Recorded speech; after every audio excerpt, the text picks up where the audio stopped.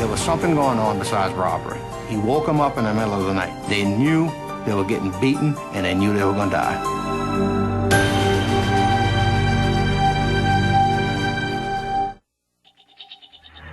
A serial killer is on the loose in Ascension Parish, Louisiana.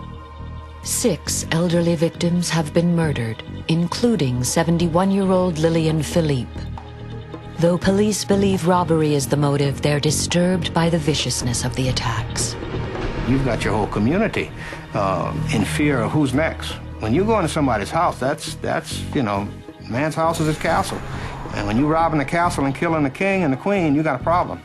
From the sheriff's department's point of view, from the district attorney's point of view, trying to prosecute somebody and bring them to justice and trying to calm the community. So I would say in my years of 15 years as a prosecutor, that was some of the worst. We've had some other disputes, but nothing of this magnitude. Gonzales Police Chief Bill Landry is working on the case alongside psychic Rose Kopp. And then I saw an old woman's hand, and she wrote, "River Rat." The latest victim has survived the killer's assault. She gives police a physical description of her attacker and also describes him as a river rat, slang for people who live along the Mississippi corridor. Now, using the FBI profile and the victim's description, police create a composite of the suspect and release it to the public. Again, Chief Landry is struck by the accuracy of the psychic's visions. The description Rose had given me was very, very close in the physical features to the composite we ultimately got. Only 5 days after the composite is released, there's a major break in the case. There was someone who came forward to say, look, I know this guy. He's been spending a lot of money in a casino. The witness identifies a resident of Gonzales, a man named Daniel Blank.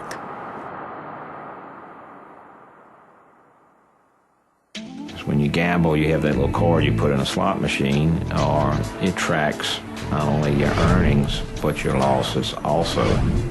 It tells you how much you spent as compared to how much you've actually won.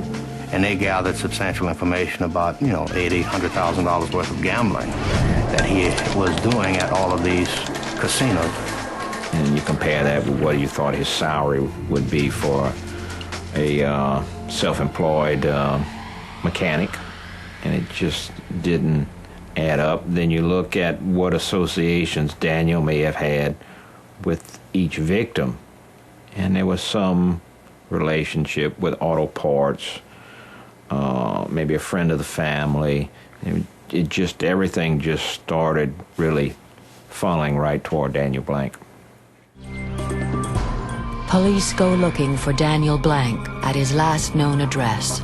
Task force decided that, well, we're going to pick him up for questioning. He's got some, we checked on his earnings and his losses at the casino. He's going to have to show us some paperwork as to where these finances came from.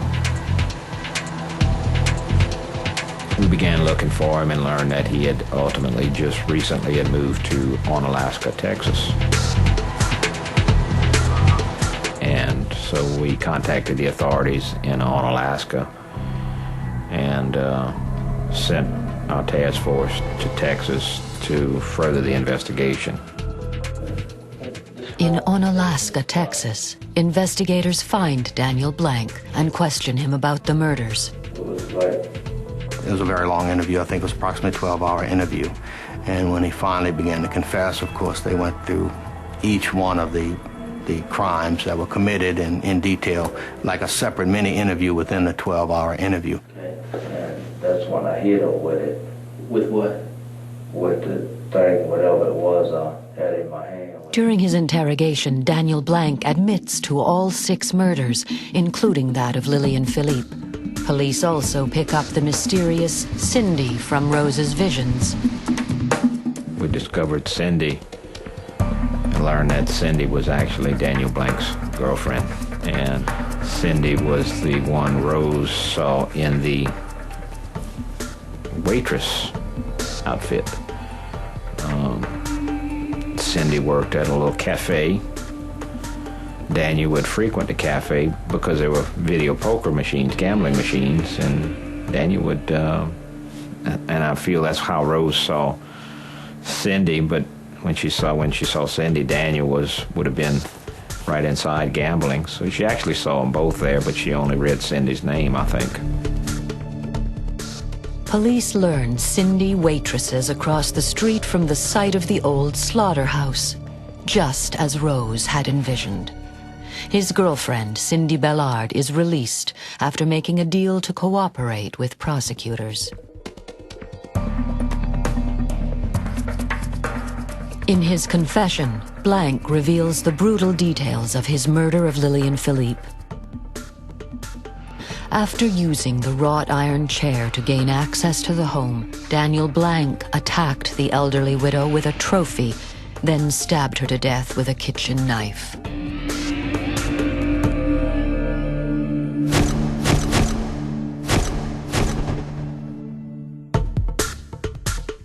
Daniel Blank, in his confession, indicated he stole approximately $100 from Miss Lillian Philippe's house.